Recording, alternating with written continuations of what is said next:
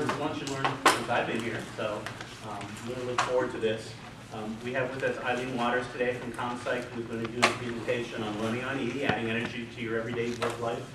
And we'll have, I think we've got a few more scheduled for the year, but for this one, this is going to give you, she'll give you an overview of her session, but I think you're really going to enjoy this one. I read the overview, and I really need to come to this one after 6 months working for this county.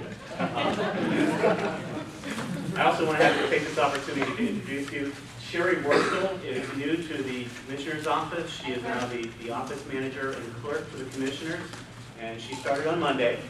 But one of her responsibilities will be the wellness program, so that when you turn in your scorecards, you will be turning them into Sherry, and she'll be getting them into the hospital and making sure that all this you get your scoring so you get your benefits. The other thing, I want to make sure everybody's signed in out front. That's also going to be determinant as backup to when you turn in your scorecard. We'll be giving that to Deb Stubbs for the scoring. So make sure you get signed in. It's still out there on the front table. So with that said, again, welcome. Thank you for coming, and I hope you enjoy Eileen today. I'm looking forward to it. Thank you, Eileen. Thanks.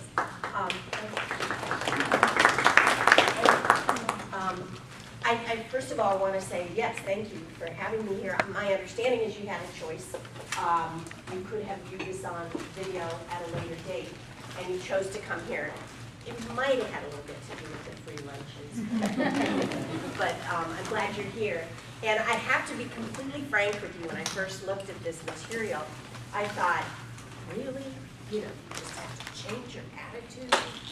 And I got a little bit cynical about it until I kind of looked at it a little bit more. So I'm looking forward to having maybe some discussion about some of the points because, quite frankly, if I just go through the material, the best you're going to get is like background noise while you're eating. But if we discuss, it's more worthwhile. Would you agree? So, and we were supposed to have a PowerPoint, and that didn't happen, and that's probably a really good thing that didn't happen because the only thing it would have done is it would have given me something in my hand in my nervousness to kind of go. Okay. I don't know exactly what your jobs are. I know Children's Services represented here. I understand Sheriff's Department. Are there Sheriff's Department people here? Nope. So maybe if you could give me an idea of what areas you work in. I know Children's Services starts about here and goes how far? Here. To here. Clerk reports. Okay, clerk reports is here. Who are the people in the back? Engineer's office. Okay. Juvenile court. Oh, okay. Okay, good. And I'm with Job and Family Services. oh, okay. I'm on the wrong side of the room. Okay. How about you guys? We're engineers. Engineers. Okay. Auditor. Oh, okay. Yeah. Okay, good. Okay, I don't know what it's like here, but in Delaware County, you're the people that manage the extremely long lines when people are coming to the driver's license. Very nice. Okay. You said auditor, right? Auditor. Oh, auditor. Okay, sorry about that. Okay. All right. Well, okay. Thank you again for coming. And you want to just, you have what I have. So I'm going to do some fill-in on the material, and then really kind of open it up for discussion. Are you okay? Oh, okay. Oh, yeah. While I'm thinking of it, the last page has an evaluation. That's only for the rec. I mean, yes, it's an evaluation, but do turn that in because then they can say, oh, okay, so many people attended this. But just so you know, it's there on the last page. The first paragraph gives this rather dire explanation of what the world is like right now. Longer hours, increased responsibilities, constant change, accelerated pace of business, intensified pressure, and that's what we do. And when I looked at that, the first thing that came to my mind is, if you have been working in this country for maybe less than 5 years, you might not feel the effect of the changes that have happened. And this is a mixed audience. There are younger members, there are members that are, in the height of their careers. And then there's people like me. So, but you know, for those of you who maybe just started working in the last 5 or 6 years, you may not feel that. But I remember very clearly about 7 or 8 years ago when I first started my private practice, having people coming from a couple sort of local call centers for various utilities. I won't use specific names. And the number of clients that I saw with anxiety disorder kept growing and panic disorder. And it was from call centers because the people were being told, you know, yes, we used to give you all these perks if you made a sale or if you solved something in a quick amount of time, and they would give them, you know, bonuses or whatever. But then it became, well, we're kind of lessening on the bonuses. You know, no more trips to Disney World, or no more flat screen TVs. But oh, by the way, you're going to have to take 10 more calls an hour. And that's when I started to realize it, because I saw the response that people were having. People who were taking short-term disability while they looked for another job because they didn't know what else to do. And more recently, I talked to somebody also at a call center, and they have calls that they can't stop the calls. Those calls drop in. As soon as they hang up on one person, the call drops in. And this particular person has no real problem dealing with the issues. It's the fact that they can't stop those calls coming. They're heightened all the time. So, I know you said that you have screeners, but maybe you've experienced that. So, for those of us in the workforce for more than 5 to 6 years, we do see that difference. We do see it a lot. And then going forward on this page, it says, you know, there's always a choice about what you do. Change what causes your stress, or change your viewpoint. Okay, that's the part that I got stuck on. I thought, change what causes your stress, or change your viewpoint. That to me sounds like quit your job, or just get over it. That was my first response. I thought, okay, quit my job. And then where would I work? Change my viewpoint. Well, I'm a reasonably rational human being. I don't think I have a negative viewpoint. But then the more I thought about it, the more I thought, you know what, that is something to really ponder. Okay. I'm going to make a guess, because I don't want to show of hands. And most of you are in the job that you really like right now. And that some of you, I would say, are in a career. That you have chosen a career right now. And that you have seen times when it was really just, you went home and you couldn't, on the positive side, you went home and you couldn't stop thinking about it because it was so exciting, or because you made headway somewhere. On the negative side, there are those days when you go home and you can't stop thinking about it because of what's due the next day that you're not ready for. Okay.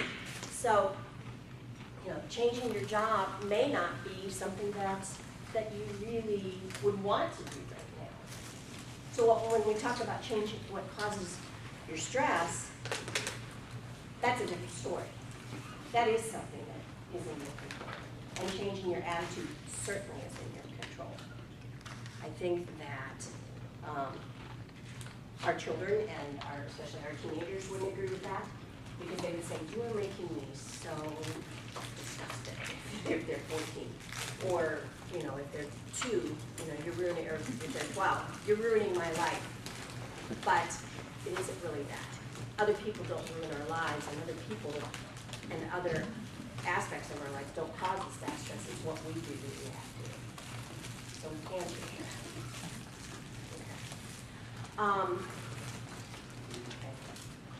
Okay. In this particular part of the presentation, they talk about changing they're looking at 3 aspects of what you do in your life and in your work. I'm sorry. Allergies are really if you look at that second page, commitment. Taking a look at what I just said, you know, many of us are in the jobs or the careers we're in right now because we knew this is where we wanted to be. I know I was having a conversation with some people here and they said, you know what, I work for Children's Services, I wanted to be an intake. That's what I wanted. You know, they made a choice there, okay? This suggests that we look at how committed are you to the work that you do? Because we put more energy into the things, obviously, than we're committed to. Can you think of something besides work that you're willing to put a lot of energy into, that you're really committed to? Say it again? Family. Yeah, okay. Especially, well, I shouldn't say especially kids, but there does come a point in life when it becomes all about the kids. So, okay, yeah, definitely our family. And at different times of life. You know, my daughter just had her second child. Her oldest child turned 2 on May 18th. She had her second child on May 19th. So they are definitely committed to children at this point. Anything else you can think of? Your church? Your church, absolutely. You know, I mean, we tend to think in terms of how much we get spiritually, how much we get out of the church that we are with.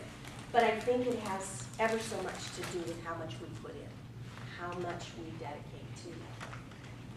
That's a great example. Thank you. Family, church, what else? Friends, possibly. Say it again. Friends, like close. Friends, yeah. Yeah, the balance is really there. What you put into it is what you get out of it. Excuse me. I know sometimes long distance friends, you know, friends from childhood, from high school or wherever, you might not engage as much with them, but it's something about that, how that built over the years, that maybe you're only in touch with them once or twice a year, but when you call them, it's right there. And you're just as willing to listen to them, and they're just as willing to listen to you. So, yeah. You're coming up with all the answers I didn't come up with, other than family. Community, yeah. For those of you that have that commitment to the community and are willing to work towards, I know I live in Delaware, so I see so many people involved in Delaware. They're attending the farmer's market, they're going to community theater, they're just walking every chance, you know, they're down there in the evening. Friday, we have a First Friday, and they're there, so. I would say this, I would say any sports you're involved in. If you're on a softball league right now, or, I don't know if anybody bowls anymore. Does anybody bowl anymore? Yeah. That used to be a big thing, yeah. You know, if you're on a sports league, you get a lot out of that. And a lot of it has to do with what you put into it. Hobbies. Anybody here have hobbies outside of work? By a show of hands, do you do stuff outside of work? Okay, not so many. Okay. We can talk about that. I love to bake. It's just what I do. I haven't gotten to do it lately. But when I put a lot of energy into it, it absolutely, as a counselor, that's my Zen activity. If I'm kneading bread dough, or as the case may be, slamming it on the counter every once in a while, I get a lot out of that. And the bread tastes pretty good. So it's what we put into what we do that helps us in having that commitment. The second one says challenge. How do you view the challenges in your life? Insurmountable obstacles or possible achievements. You've heard the story about the twin boys, and it was their birthday. I told this the other day to somebody and they've never heard it before. Twin boys, it's their birthday. Dad says, go outside, your birthday presents out there. And they go to the back door, and in the backyard there's a big pile of shit. Sorry, you're eating lunch, but have you heard this before? No? It's about attitude. It's about how you view insurmountable obstacles. The one little boy goes, oh, that's what I get for my birthday, just a big pile. And the other one says, oh, thank God, there's a pony out here somewhere. It's how we look at those challenges, you know? Glad that I can't, that must be an old joke, because several people have tried that. Okay. So it's really how we look at challenges. And I think we can't separate ourselves. I think in a way I'm kind of about like the whole picture of our lives. I'm picturing a big circle, and how many pie wedges are, you know, like is maybe a half of that circle devoted to work, and maybe a quarter of it devoted to family, and maybe a sliver of it devoted to ourselves. I think that balancing that helps us to manage those challenges. Having commitments to other things besides work helps us to meet those challenges. So it's just something for you to think about. And this is an hour long, and I'm just presenting ideas, but I think it would be really worthwhile to talk about this or to think about it. And, you know, how much of your challenge, how you meet a challenge, has to do with, I have nothing left. You know, the title of this is Running on E, right? If you have nothing left from work, how can you meet other challenges? If you have nothing left from home. I did one of these at Honda a couple months ago, and it was about the sandwich generation and what it's like for people who are caring for growing children and elderly parents at the same time. You know, we have to have some kind of balance there. So how you view the challenges, and the more positive your approach to the challenges, the more energy you're going to have. And the more balanced your challenges are, the more energy you'll have for all of those. And then control. I'm going to read this because I think it's important. You spend your energy focusing on situations that you can't control. We don't have control of everything in our lives. And so much, I'm adding the word so much energy is wasted when we dwell on the uncontrollable. How much more effective would that energy be if it was targeted for situations you can't control? The note I wrote myself was, parenting is the equalizer about control, because there are some things you just can't control when you're a parent. But the other thing that comes to my mind is this. Have you ever met someone or had an acquaintance or even a friend that when you saw them coming, you have a slight twinge, like, oh my God, here they come. What is it about that? Presuming it's not somebody in this room. What is it that makes you think, oh God, I don't know if I can deal with it right now, or I don't know if I can deal with it right now? That might have to do with, yeah. Friends sometimes are very draining. You know, they're not, if it's chronically a crisis for them, Yeah. you can only help so much. And the fact that it's beyond your control. You can listen, but you can't help them. And they're talking about things maybe that they could control, but they choose to Yes. complain. That's the right word. I was thinking of a different word, but complain is the different word. Okay, yeah.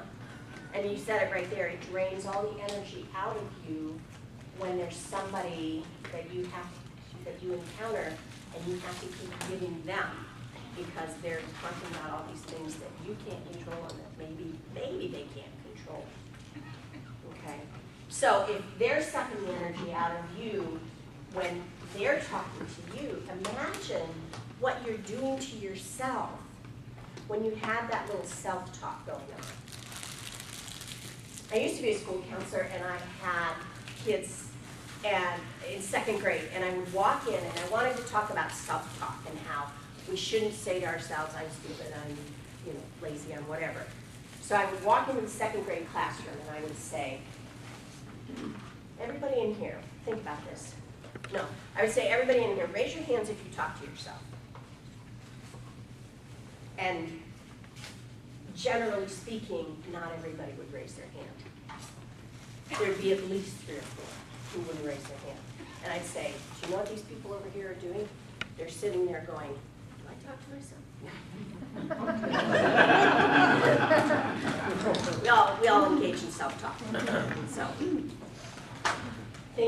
how much we drain ourselves. How about that? And I'm going to give you a personal example just because I think confession is good for the soul, and because I think it really points it out. 2, 3, 4 weeks ago was crazy, you know, a 2-year-old having a birthday, a newborn. I had tons of stuff on my plate. I had my youngest daughter come from Portland, so I was all tense and all excited about seeing her. And one day, and we were driving back and forth to Reynoldsburg because the other daughter lives in Reynoldsburg. So Delaware to Reynoldsburg every day to see the new baby, to see my daughter's in-laws who, they're okay. A lot of tension, a lot of tension. And when I was driving home with the daughter that I'm just thrilled because I never get to see her enough, I started talking. And I started opening up about things. And I started saying, God, this, and this, and this, and this. And we're driving, and about towards the end of my rant, I thought, you know, I really shouldn't probably be putting this on her. And so I stopped, and I saw her turn and look at me, and she said, you are so negative. And it was really, it was, not to be disrespectful, it was like a come to Jesus meeting for me because she was absolutely right. And I'm not normally that way. But it was all the stuff I had been thinking about during this stressful time, and I just kind of let it all out there. Very draining to people, so, including ourselves, more than anything. So those 3 things, commitment, challenge, how we face the challenge, and how we expend our energy on things we can't control. I think it would be really, really good to just for a second look at that block that's there. There's 4 different components about our energy zones. There's energy at the top, where we're confident, we're calm, we're flexible, we can focus, we can have fun with things. I'm feeling pretty energized right now. There's low energy. Maybe you have a very difficult afternoon. Now you've had something to eat. Your body's kind of switching towards digesting what you're eating, and maybe you have commitments up the wazoo tonight. You might be feeling some low energy right now. Burnout. Okay, that's something I think many of us experience, not everyone, but certainly if you are in a job that never gives you relief, or you feel like you never get relief from, because again, we're talking about what we can control, not how it controls us. But if you've been in a job like that, how many of you have been in a job like that and got away and changed? Yep. 1? Okay, yeah, okay. I did too, definitely. I am not a corporate person. I cannot work in a corporation, so. And then that whole thing about anxiety. Sometimes I think anxiety can be short-term. If you have a major project in your position, you're gonna generate some short-term anxiety. If you're in a job that causes constant anxiety, you're gonna end up in burnout. So, okay. All righty. I wanted you to look at the characteristics that are on this next page, okay? This is kind of a how-to thing. How do you do it? How do you get more energy, okay? I absolutely believe that at any age, one of the greatest things we can do to increase our energy is to make sure we have a baseline physical. I ask every single client I see, when was the last time you saw your doctor? Most of them will say, oh, you know, I got the flu a couple of years ago. Or maybe they'll say, I don't have a doctor. That happened yesterday. Or maybe they say, I don't go to the doctor. I don't trust him. Or my old doctor's retiring and I don't know what to do, whatever. As simple as it sounds, it can make such a big difference in a person's energy level. if we took all the psychological factors out and just went with our physical bodies, one of the biggest things that people run into is thyroid issues. Such a thyroid issues. I'm sorry, I thought you were saying blood. Such a quick fix, and not a heavy-duty medication. Take it daily, balances your thyroid, increases your energy, your hair doesn't fall out, your skin doesn't get as dry, you know, or if you're hyper, I forget what some of the things are for that, but I happen to have no thyroid, so I know about the other end of it. But the other basics I always ask. Baseline physical with blood work. How much water do you drink a day? You know, as opposed to how much coffee you drink a day, or how much alcohol you drink a day, or how much pop you drink a day.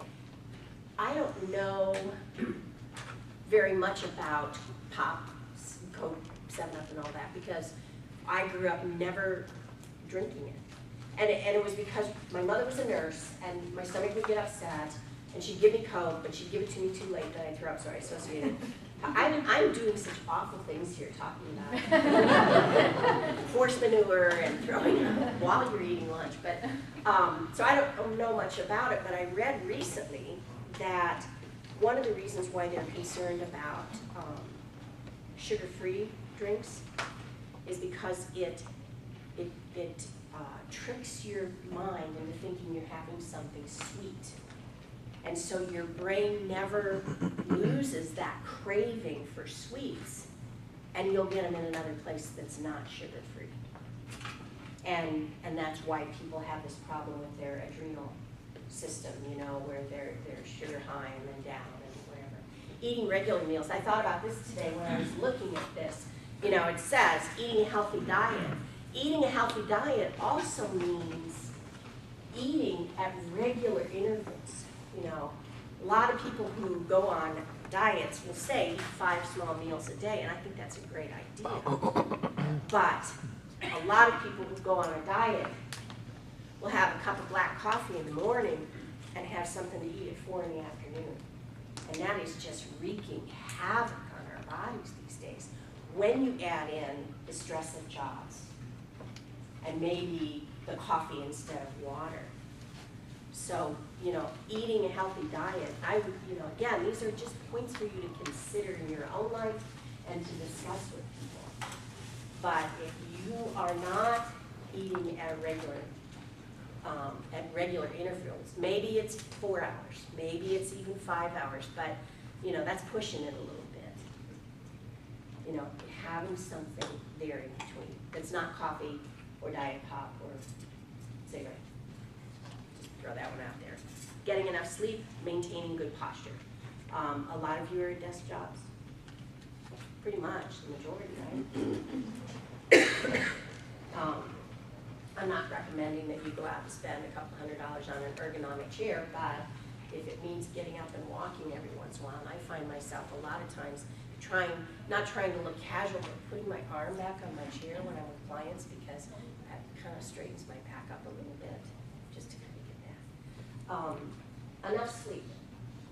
How many of you can function really well on 5 hours of sleep a night? Okay, a couple people, yeah. How many need 7 hours? Okay. How many of you need at least 8? Okay, so it varies. Anybody less than 5? Okay. Again, I read recently that, and I go back to because I work a lot with kids, one of the worst things you can do with children is not let them go to bed late at night, but give them a different bedtime. And this is my pet peeve with some parents because, you know, well, I put him to bed at 7 because we were going to go out and I didn't want the babysitter to bother with him. But last night we let him stay up because we took him to a drive-in movie with us. But when you do that with children, what you're basically doing is creating jet lag in your child. And then people say, I don't know why he's such a brat. I don't know why he's not behaving. I don't know why he's so irritable. Well, I think we do that with ourselves as well. I don't think that the issue is so much how much you sleep as Do you sleep a consistent amount of time? Do you go to bed at just about the same time every night? Do you get up at just about the same time every morning? And on Saturday, even though, how many of you work on Saturdays? Some of you? So you're off, okay. On Saturdays, even though you want to sleep in, not to sleep in until 1 o'clock in the afternoon. So it's about getting the right sleep, but it's also about consistent. Okay. Things to think about. Confidence. I'm just going to read this because I like it. Allow your successes and accomplishments to create confidence and inspire energy.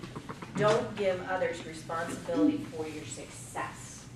Oh, the other thing I was going to point out, if you want to just take a look at this, the quotes, I love it because there's Oprah, and then there's Cicero from ancient times, and then there's Shunryu Suzuki, who I'm not really very familiar with, and then Yaki Mystic, and then Emerson, and then Nietzsche, and they're all over the place, these quotes, so it's kind of fun to look at what they have to say. How many of you have had what you would consider a real success in the last 6 months at your job? Good. Can you share? Just things are going really well right now. Okay. I would say, okay, let me add this. How many of you had a real success that was the result of something you did? I think it takes a team to do that, though. Okay. Okay. And you're part of that team? Okay. So is there anything you would say you personally contributed to? I think it's just being like just a daily based thing. Okay. All right. Anybody in their work life, personal life, have a success recently? Yeah. I was told if I ever went to college, I would not graduate, or if I would never go to college.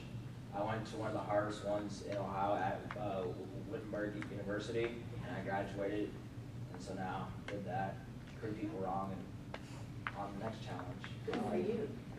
Good for you. Yeah. And thank you for sharing that. That's really great. Comments? Anybody else? Yes, sir. We spent a lot of time getting our drug courts certified by the Supreme Court, and we did. Right. Good job. That's so important. So important. Okay. Anybody else? Yeah. My wife and I, a few months ago, paid off the last of our school debt. Oh my God. That deserves. Yeah, and I think you're under 60, aren't you? Okay. Yeah. You just got done, I just started. I know there's an end. Oh, that's right. He could give you a loan now. Or you just help pay off. Oh, there you go. Just a direct check. Okay. Anybody else? Why did I ask you this? Oh, somebody read ahead and saw what it says. It says, allow your successes and accomplishments to create confidence and inspire energy. Don't give others responsibility for your success, and that's why I was picking on you. Because you kept saying, well, it's the whole team. Well, we all work day to day. It's like, and that's true. That's absolutely true. I get what you're saying, you know. But too often we say, you know, well, I was lucky. You know, well, I was in the right place at the right time. You know. I'm a victim of that myself. People will say, you have the most amazing daughters. And I'll say, yeah, well, you know, their dad helped a lot, you know, or whatever. Or not. I did. Until they were about 12. But anyway, so, I mean, we really do need to give ourselves credit at times, and it will increase our energy. And, you know, that doesn't mean that you have to walk up to somebody and say, did you hear what happened? I passed that course, and I got a certificate, and they told me that I'd done this. And then, you know, you don't have to brag, but you do have to brag to yourself. And it may be something that no one else ever knows about, but you do have to brag to yourself every once in a while and say, I did this. You know, whatever it is, whether it's in your work life or whether it's in your personal life. I did learn how to use a rainbow loom. You have to understand children. How many of you have kids that have those rainbow rooms or whatever? Yeah, okay. I'm still not really clear on it. I'd much rather do them on my fingers, but, you know. Or learn how to drive a stick shift, or whatever it might be, a challenge that you face. I did a zip line a couple weeks ago. I was at a National Guard family camp, and I got to the tower, and there was a rock wall. And I thought, well, I guess I'm not doing the zip line, because there's no way I'm going on a rock wall. But there was a net, a rope net, and I climbed that, and I got up to the top. And I thought, well, this is going to be a piece of cake until I got up to the top. But I did it. I did it. So, yay. Okay, I was sitting on my butt and scooted off the edge. I didn't step, but I did do it. Calmness. Can you be calm and energized? Yeah. There's a difference between being calm and being exhausted or being bored or whatever. You can make choices about how you will use your energy. Right now, my energy is not frenetic and disorganized, but it's definitely not calm. You know, because I want to make sure that I'm making eye contact and that I'm moving around and kind of trying to transfer a little bit of energy to you, because you're the ones that have to sit there and listen. You know, so if I can give you a little bit. But you can do your work in a calm way. As a counselor, I have to be calm. I also have to be really focused. So I have to do that. It's not really good for the client if I'm sitting there and I'm, you know, especially if they're feeling down about something and I'm saying, hey, it's going to be okay. So, flexibility.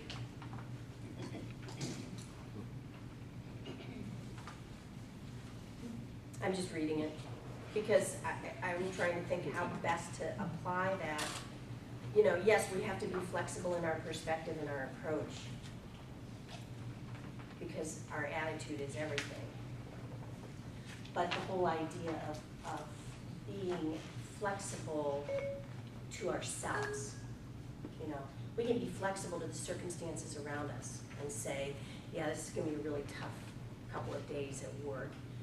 But I can do that. I can come in early for a couple days, or I can work through lunch for a couple days. See, I'm back to that eating a good diet. How many of you work through lunch? Yeah, it's got a good. Yeah, it's tough. You know, we should give ourselves a break as far as that's concerned. But being able to be flexible to the demands that are there, as long as it doesn't take over and become the norm. You know, and it's okay to ask for people to be flexible with your schedule as well. Not only at work, but at home or wherever. And then those last two, focus and fun. How are we doing on time? Yeah, just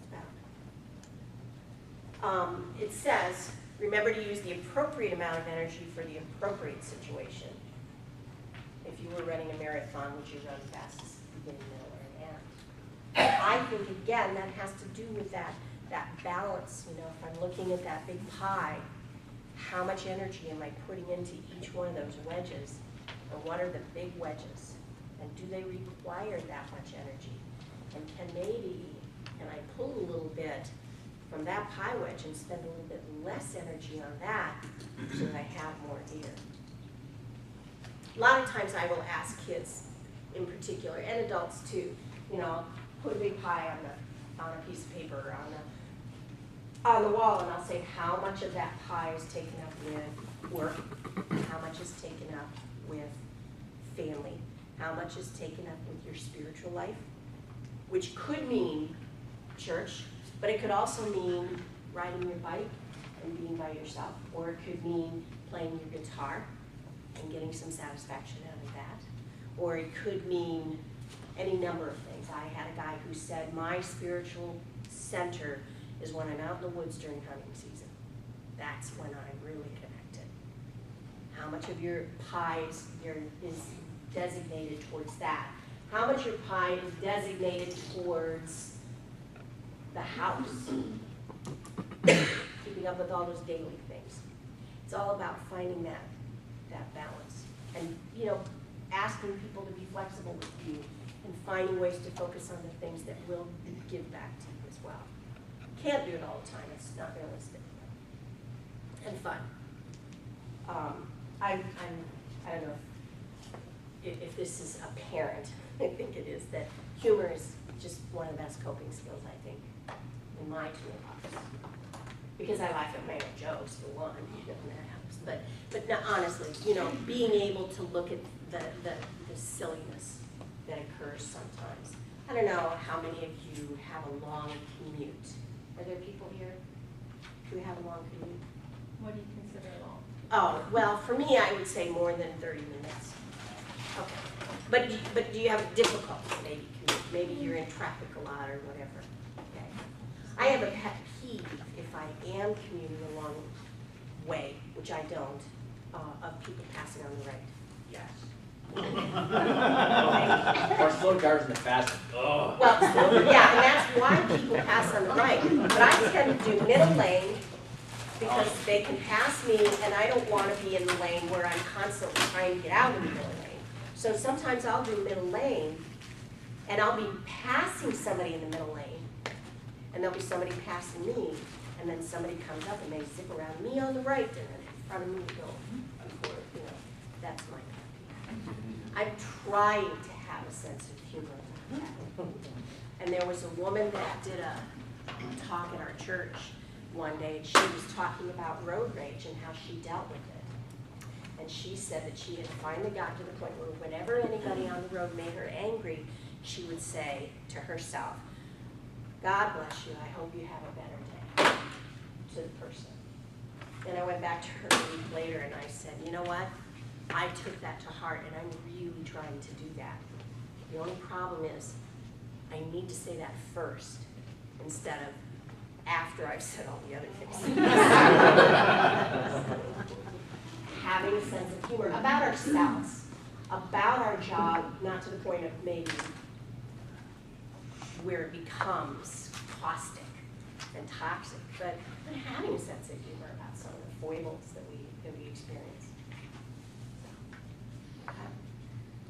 Whoa, that took an hour. That one. Comments, questions? Just really want you to take these nuggets and think about them and talk about them. If there's one thing that hits you, and I now have to do, I don't know, I was raised Catholic, so I do the mea culpa, where's John? I know you have people that might be doing this online, and I said I would come up with 3 questions. Haven't got them for you today. We'll have them. Actually, right there. Say what? That'd be one of the questions. Did she come up with questions at the end? Did the presenter come up with questions at the end? Oh. Then we'll be able to know whether they went through the whole thing. Yeah. Should I tell questions right now and ask them to, I could do that on my team. It's up to you. Because we'll just put it out online when we put it out online. Okay. So that'd be fine. And then you'll want them to answer 3 questions. Okay. This is show they watch. Okay. Question number 1, what are the 4 aspects of energy that we talked about in this discussion? Don't tell me. And this is your clue. An inverted square. Okay. Question number 2, name 2 characteristics for targeting your energy zone.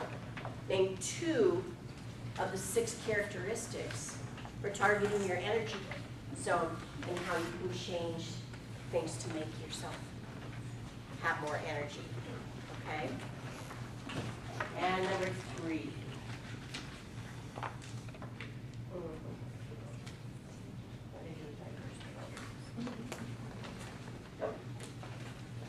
And number 3.